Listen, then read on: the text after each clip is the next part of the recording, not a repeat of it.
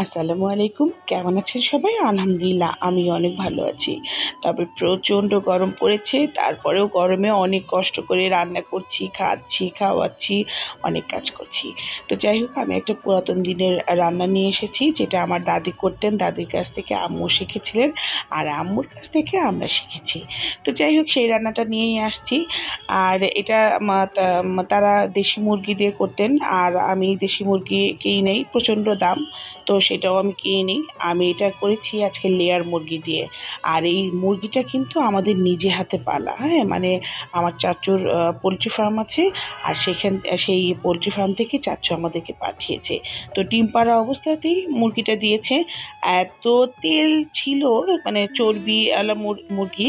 যখন আমি চামড়াসহ ওইটাকে মানে গ্যাসের চুলায় পোড়াচ্ছিলাম, একদম তেলগুলা মানে টপ টপ টপ টপ করে পড়ছিল। যাই হোক, আমি এখন আর কথা না বলি, এর ভিতরে মশলা দিয়ে দিই। তো মাংসটা কিন্তু আমি মিডিয়াম সাইজে রেখেছি, একদম চামড়া সহই রেখেছি। আর এর ভিতরে আমি এখন মশলাগুলো দিয়ে দিচ্ছি।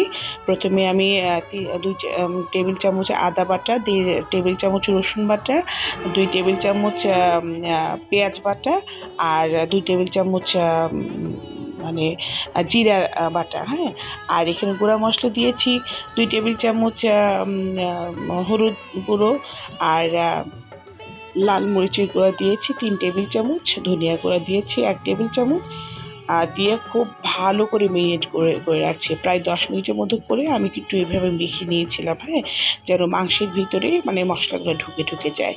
তো এখানে আমি একটু তেলের পরিমাণে সরিষার তেল দিয়েছি। পরিমাণে কিন্তু দেখতেই পাচ্ছেন আমি কিন্তু কম দিয়েছি, কারণ মুরগির ভিতরে প্রচণ্ড চর্বি আছে। সেগুলো তেলে যখন দেবো, মানে রান্না করব, তখন কিন্তু সব বের হয়ে যাবে।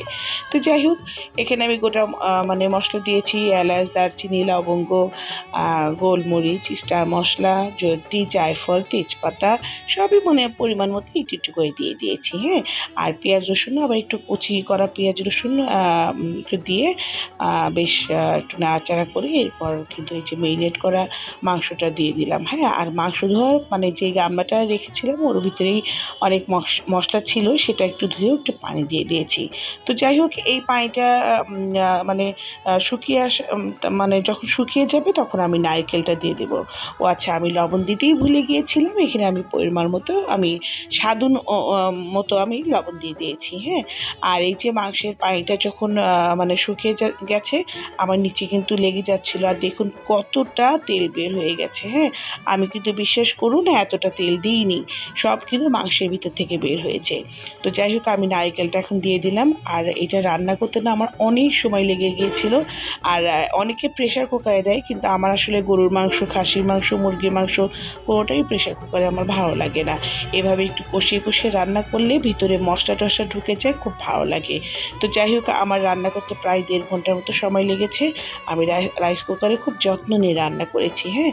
আর রান্নাটা যখন হয়ে গিয়েছে, তখন আমি গরম মশলার গুঁড়া দিয়ে দিয়েছিলাম 1 টেবিল চামচের মতো। আর একটু কাঁচামরিচ, কয়েক টুকরো কাঁচামরিচ কেটে দিয়েছি। দিয়ে ব্যাস ঢাকনাটা দিয়ে দিয়েছি, হ্যাঁ? আর আমার রান্নাটা যদি আপনাদের ভালো লেগে থাকে, অবশ্যই লাইক কমেন্ট শেয়ার করবেন। আল্লাহ